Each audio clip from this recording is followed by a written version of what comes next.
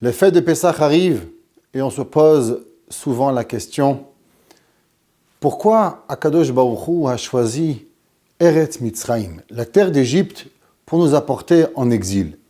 Malgré que Akadosh Baruch Hu avait dit à Avraham Avinu que ses enfants seront dans une terre étrangère, mais ce n'est pas écrit dans la Torah. Pourquoi Akadosh Baruch Hu a choisi la terre d'Égypte pour envoyer les enfants de Avraham, Yitzhak et Yaakov pour pouvoir être malheureusement exilés pendant 210 ans d'esclavage. On sait que le soir de Pessah, on fait, quand Mashiach est là, et Bimera Biyamen, nous espérons encore, faire le Korban Pessah. Le Korban Pessah, c'est un agneau où on prenait, qu'on faisait la shechita, et on devait le manger en entier, du début à la fin, sans casser aucun os, et qui était représenté par la divinité égyptienne, et c'est ça que nous avons pris comme sacrifice à Akadosh Baruch Hu. Chachamim nous disent que l'agneau était le dieu et la divinité égyptienne. On sait véritablement que les Égyptiens étaient des gens excessivement intelligents. Ils ont créé des pyramides qu'aujourd'hui encore, plus de 3000 ans plus tard, on se demande encore comment est-il possible, sans grande machinerie, de pouvoir construire des pyramides avec une grande perfection, sans avoir cette connaissance mathématique que nous avons aujourd'hui, comment eux ont été capables de les construire. Il nous est difficile de pouvoir comprendre que le peuple égyptien prenait un agneau et allait prendre cet agneau en pensant qu'il était leur Dieu. Les Égyptiens voyaient bien que les agneaux n'étaient pas éternels. Les agneaux naissaient, vivaient quelques années et mouraient. Alors que veut dire que les Égyptiens croyaient en l'agneau en étant une divinité? Pareil, nous savons que la dernière des 10 makot, des 10 plaies d'Égypte, a été la makat Bechorot. Tous les premiers-nés égyptiens, de père ou de mère, ont été tués par Akadosh Baruch Hu. Et on va essayer de comprendre, si vous nous permettez, en les quelques minutes qui sont devant nous, en essayant de comprendre un petit peu tout ça. On sait que le monde a été créé en Nissan. Malgré qu'il y a une marloquette dans la Gemara, dans le Talmud, à savoir si Akadosh Baruch Hu a créé le monde en Tishri ou Akadosh Baruch Hu a créé le monde en Nissan. Pourtant, la halacha, elle est claire que Akadosh Baruch Hu a créé le monde en Nissan. C'est pour ça que tous les 28 ans, quand nous faisons Birkat Hachama, la bracha du soleil, nous ne faisons pas la bracha du soleil le premier mercredi de la saison de Tishri, mais nous faisons la Birkat Hachama au moment, le premier mercredi, qui représente le jour où Akadosh Baruch Hu a mis le soleil dans le monde durant le mois de Nissan, pas durant le mois de Tishri. Donc là, l'halakha est claire que Akadosh Baruch Hu a créé le monde durant le mois de Nissan et non durant le mois de Tishri. Rabbeinu Tam, un de nos grands maîtres, petit-fils de Rashi, nous dit alors que s'est-il passé durant les mois de Tishri? Pourquoi nous faisons Rosh Hashanah durant le mois de Tishri? Et il répond qu'il y a eu deux créations. Il y a eu la création dans la pensée et il y a la création dans l'action. La création dans la pensée est représentée à Rosh Hashanah, durant le mois de Tishri, et la création physique a été créée durant le mois de Nissan. On peut voir aussi la raison pourquoi Kadosh Baruch Hu demande que malgré que le peuple juif fête ses mois lunaires et non solaires, pourtant il y a une particularité dans notre calendrier. C'est pour ça que nous avons eu cette année 2 mois de Hadar, pour toujours s'assurer que la fête de Pessah tombe dans le mois de Nissan, elle va toujours tomber au printemps, et non en hiver, et non en été, ou au printemps, ou dans d'autres saisons. Elle ne peut tomber seulement au printemps, et la question est pourquoi? Chachamim nous explique, nous dit quelque chose d'extraordinaire. On sait que durant le mois de printemps, durant la saison de printemps, tout le monde va de nouveau être recréé.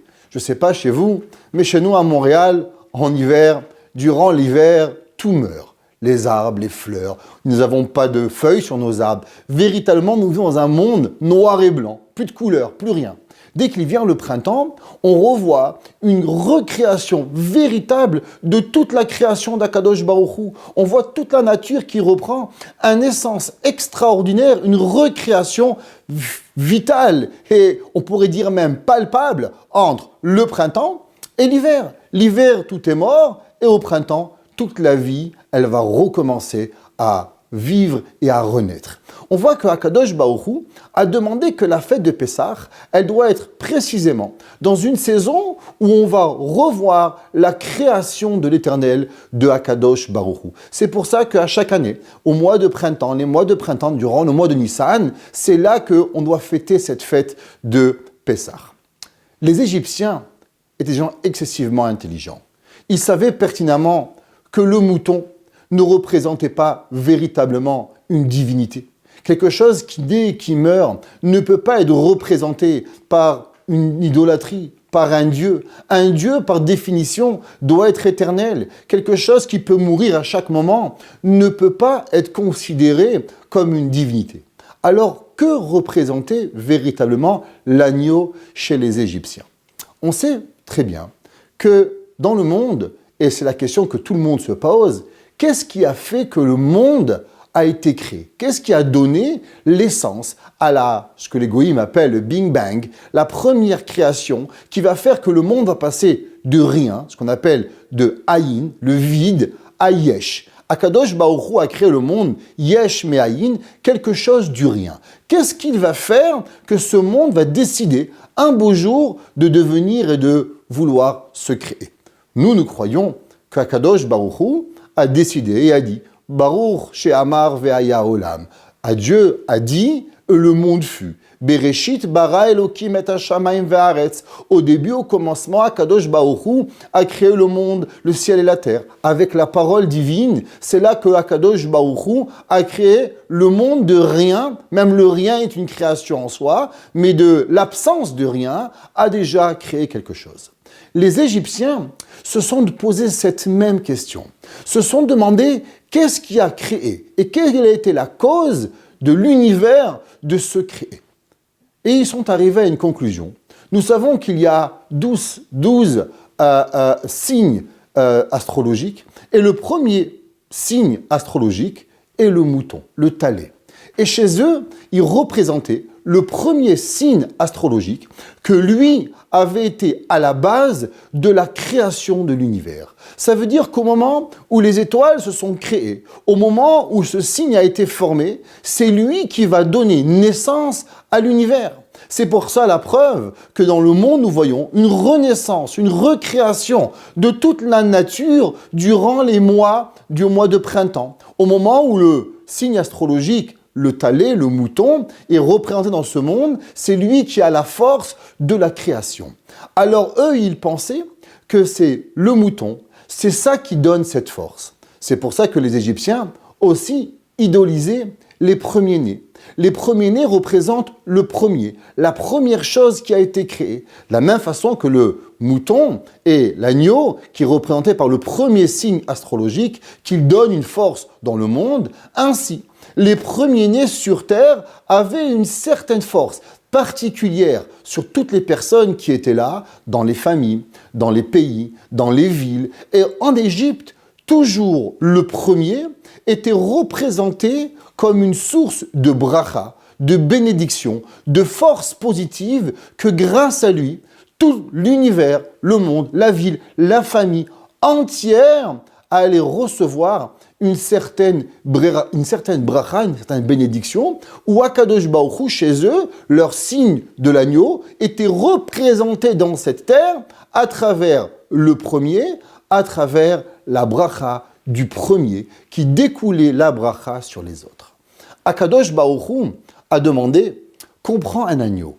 Que veut dire « comprends l'agneau » Akadosh Baruch Hu a voulu faire montrer au monde égyptien que derrière la force que vous pensez, qui est véritablement pour vous la force primaire, derrière cela, il y a une force encore plus grande. C'est pas l'agneau, c'est pas le signe astrologique de l'agneau qui a créé, mais c'est Akadosh Baruch Hu, le créateur du monde, que lui, il va venir et qui a créé cette première force. En prenant ce Korban Pessah, en prenant cet agneau, où les Juifs avaient dû prendre l'agneau pendant 4 jours et devant les Égyptiens, leur faire montrer que nous allions sacrifier cet agneau qui était représentatif de toute leur force. Et là, on faisait montrer que c'est Hakadosh Baruch Hu, le maître du monde. Dieu s'est attaqué aux premiers-nés en Égypte, pour leur faire montrer que ce que vous pensez qui est votre force, ce que vous pensez qui est véritablement votre force à tous les niveaux, familial, dans vos villes, dans vos pays, votre roi, qui est le premier, que le premier représente la source de bien dans tout ce que vous pensez, véritablement, celui qui donne la bracha, c'est pas le premier. Mais c'est Hakadosh Baruch Hu lui-même qui va être derrière tout ça. C'est pour ça que les Bechorim, dans la Torah, devaient servir au temple. Pourquoi les Bechorim devaient servir au temple? Pour faire montrer ce que les Égyptiens, que eux idolisaient la première force, ils vont être soumis à Hakadosh Baruch Hu. En servant, avant qu'on fasse le veau d'or, c'est eux qui auraient dû être les Kohanim et servir dans le Beth Amikdash pour prouver que la véritable force ne provient pas du premier-né, ne provient pas du premier signe astrologique, ne provient pas de toutes ces forces-là, mais véritablement, elle provient de Hakadosh Baruch Hu. Et la question, elle se pose véritablement, d'où provient cette idéologie des Égyptiens qu'ils pensaient que eux étaient la force primaire, représentaient la force divine dans ce bas monde. On sait tous qu'il y a eu deux frères, Caïn et Hével. Caïn a tué son frère Hével à cause que Akadosh Baruch Hu n'a pas accepté le sacrifice de Caïn, mais à l'inverse, il a accepté le korban de Hével. Caïn, son korban n'a pas été accepté, Hével, son korban a été accepté. Caïn, de rage, va prendre son frère et va le tuer. Chachamim se pose la question et se demande, quelle était véritablement la discorde qu'il y avait entre Caïn et Hével? Et Rabbi Natan Eibeshitz nous explique et il nous dit que la véritable discorde qu'il y avait entre les deux était, est-ce que Caïn, qui était le premier-né, avait des droits sur son frère Hével? Caïn pensait, vu que je suis le premier, vu que j'ai rendu mon père, parce qu'un homme est un mari, avant d'être un père, et qu'est-ce qui le rend un père? C'est son fils. Donc Caïn disait que moi je suis le début de l'humanité. Toute l'humanité va venir de chez moi, donc toi mon frère Hével, tu es soumis à moi. Et toutes les forces que tu vas pouvoir avoir par la suite, elles ne sont seulement grâce à moi. Donc toi Hével, tu es soumis à moi Caïn. Et depuis ce jour-là, nous voyons à travers le monde que toujours les grands se pensent plus forts que les petits. À l'inverse, on va voir que la Torah va aller complètement à l'opposé. Akadosh Baruch Hu va pas choisir Caïn, mais va choisir Hével. Akadosh Baruch Hu ne pense pas que le premier a des droits de nature, mais les droits se gagnent. Est-ce que tu vas faire les choses correctement ou tu vas faire les choses incorrectement? Caïn va apporter un sacrifice d'animaux qui n'étaient pas véritablement de fruits, qui n'étaient pas véritablement aptes à apporter en sacrifice à Dieu. Akadosh Baruch Hu a refusé. Hével a apporté du meilleur de ce qu'il avait. Akadosh Baruch Hu, il va dire, ce qui m'intéresse, c'est pas ce que tu es, mais c'est ce que tu fais. Hével va donner du meilleur de soi à Akadosh Baruch Hu. On va voir par la suite dans l'histoire. Noach avait 3 fils, Shem, Ham et Yafet. Shem n'était pas le premier enfant de Noach. Pourtant, le monde va vivre grâce à Shem. Abraham avait 2 fils, Ishmaël et Yitzhak. Akadosh Baruch Hu ne va pas choisir Ishmaël le premier-né, mais il va choisir le deuxième, Yitzhak. Yitzhak a eu 2 fils, Esav en premier, Yaakov en deuxième. Akadosh Baruch Hu va choisir Yaakov. Yaakov avait le choix de marier 2 sœurs, Léa ou Rachel. Léa la plus grande, Rachel la plus petite. Yaakov va choisir de marier Rachel. Yaakov va avoir 12 enfants.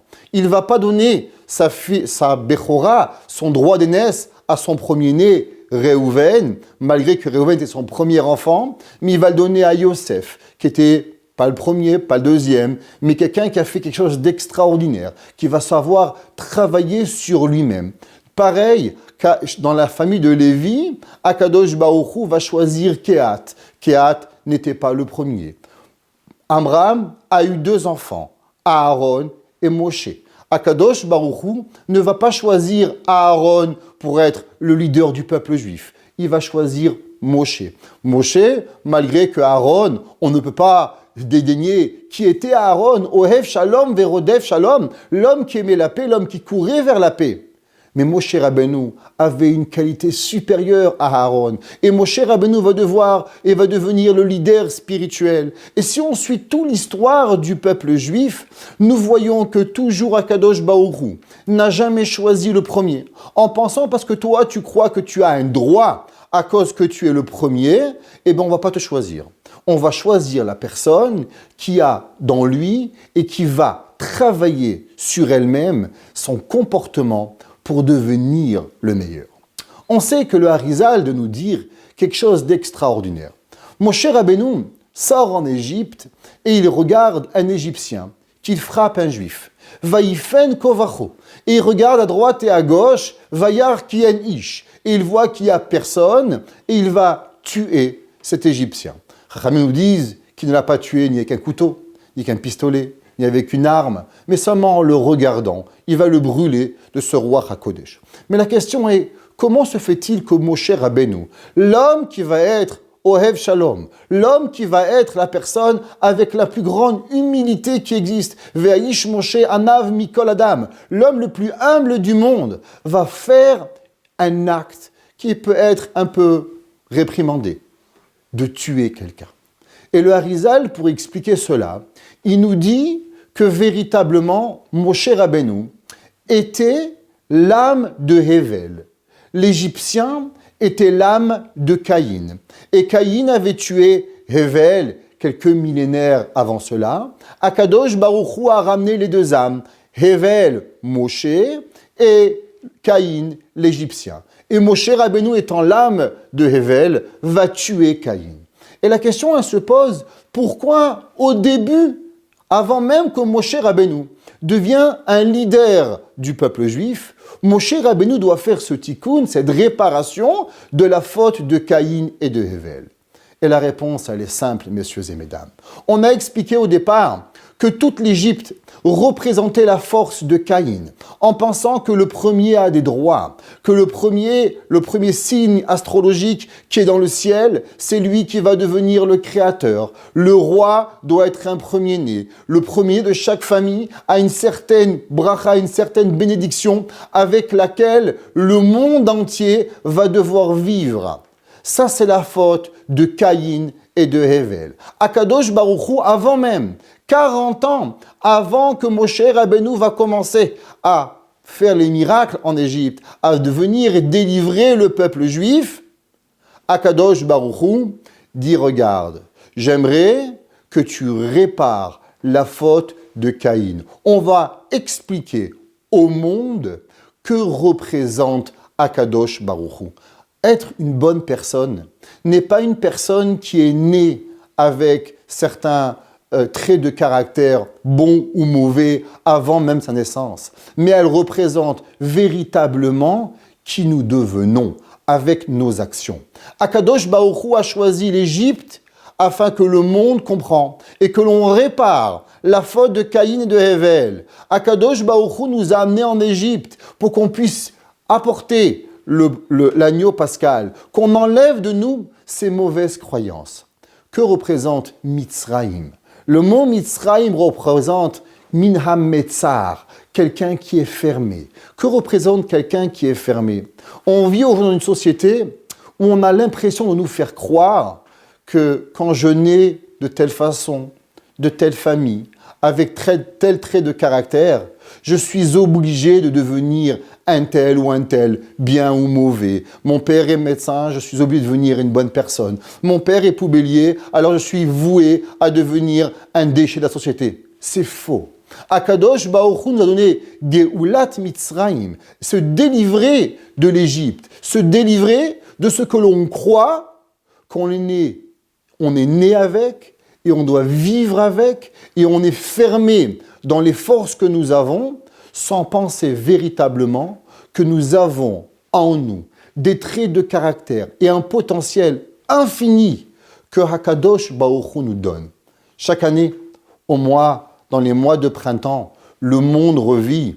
Hakadosh Baruch Hu nous dit, tu peux toi aussi revivre. Tu peux toi aussi sortir de Mitzrayim.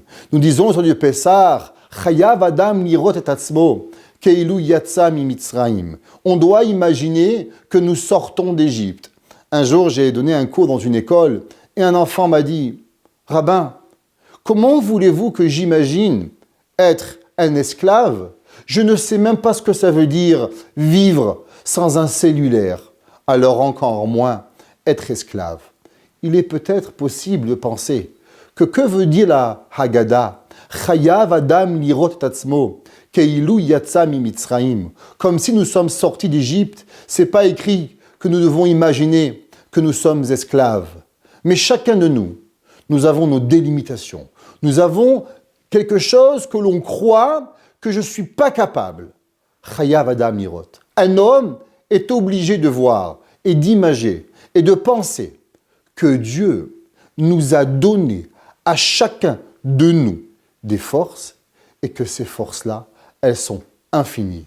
Et ce n'est pas parce que nous sommes nés avec ou sans parents, ce n'est pas parce que nous sommes nés avec certaines difficultés que je suis obligé de continuer avec. Hachem nous a amenés en Mitzrayim, Hachem a réparé la faute de Caïn et de Hevel, et c'est pour ça que nous sommes arrivés en exil en Égypte, pour nous rappeler que derrière tout, il y a Hakadosh Baruch Hu, le maître du monde, qui donne les forces à tout le monde, et que lui aussi nous donne ses forces, et que chacun de nous, nous méritons tous de sortir de notre Mitzrayim, de nos limites que nous nous sommes données, ou que nous avons pensé avoir, et véritablement avoir et ressentir, chacun de nous, notre Géoula, notre délivrance, pour voir et pour pouvoir vivre la vie que nous voulons et pas la vie que l'on veut bien et qu'on nous a pensé nous donner, mais la vie que Hakadosh Baruch Hu nous a donnée, Chag Sameach.